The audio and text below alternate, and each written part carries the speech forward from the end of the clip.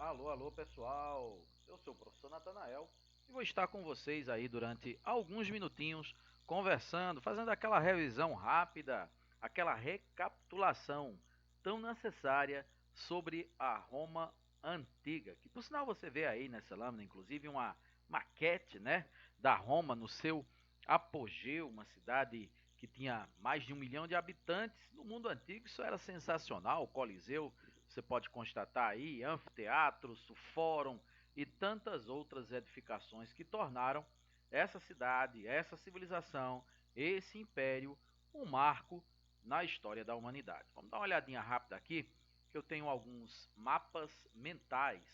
Eu vou fazer uma revisão diferente, né? Eu vou fazer uma revisão aí baseada em mapas mentais, esqueminhas que nós pescamos aí na internet para facilitar não só o raciocínio, como também a associação de ideias. Tá?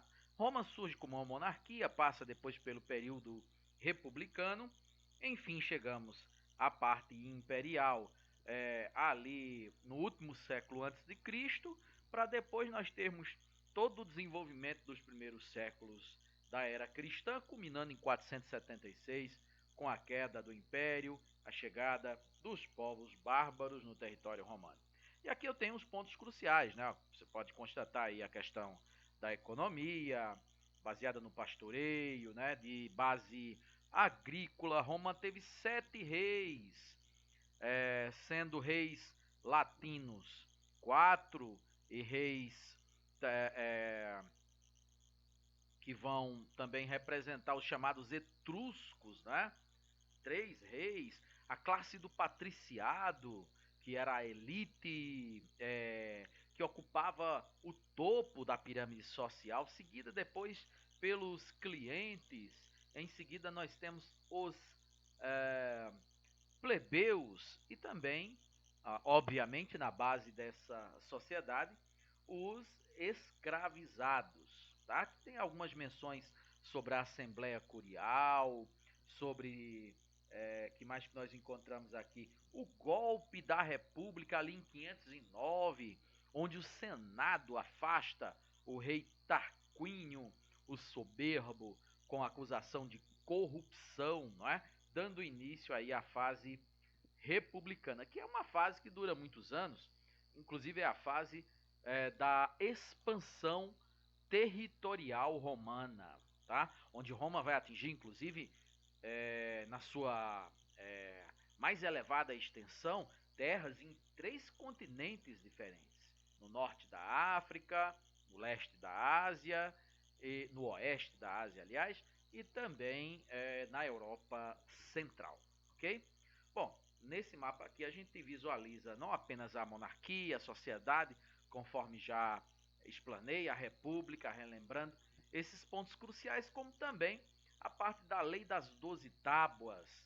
Aí nós temos a lei Canuleia. Você aprofunda as aulas no meu canal, tem aulas assim com conteúdo mais vasto, mais demorado, mais detido. Aqui são somente tópicos onde esses lembretes cruciais eles são colocados aqui para um posterior aprofundamento, tá? Colonato, as invasões bárbaras vão ocasionar crise no Império. Falando em crise, a gente também não pode esquecer aqui onde está escrito de azul abaixo do nome Grande Central Roma Antiga, a crise da República, onde nós vamos ter as ditaduras de Mário, a Guerra Civil com o General Sila, enfim, toda aquela anarquia militar do último século antes de Cristo, inclusive com a revolta de Espartacus. Um pouco mais para trás, no século II, temos o assassinato dos irmãos Graco, né, os tribunos da plebe.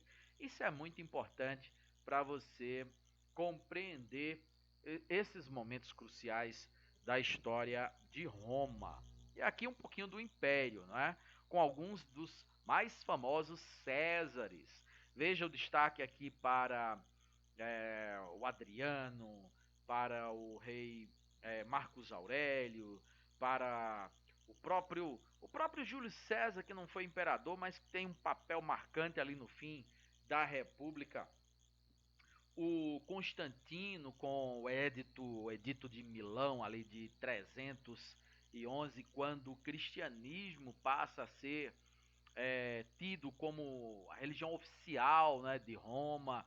E obviamente essa parte da queda do Império Romano, que congrega não apenas o processo de invasão bárbara que Roma se vê engolfado a partir do século IV, principalmente, chegando ao apogeu no século V, mas também a crise do escravismo, quando Roma parou de crescer, simplesmente parou também de obter escravos. E não podemos esquecer também o próprio cristianismo, dá uma contribuição que, no meu entendimento, é relevante para implodir, né, o Império Romano. O Império Romano ele tanto tem a influência, o seu fim, né? Tanto tem a influência externa, quanto também tem as influências internas, a desorganização, a corrupção, a desagregação, o processo de ruralização da sociedade, o processo do fim da obtenção de escravos, o próprio cristianismo.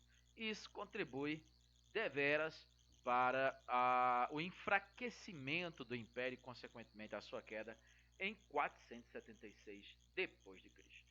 Valeu, companheiro. Se pega, se atém nesses pontos, lê bastante, se aprofunda nesses tópicos que nós levantamos aqui, que são relevantes para o entendimento desse tema. Abraço e até a próxima. Valeu!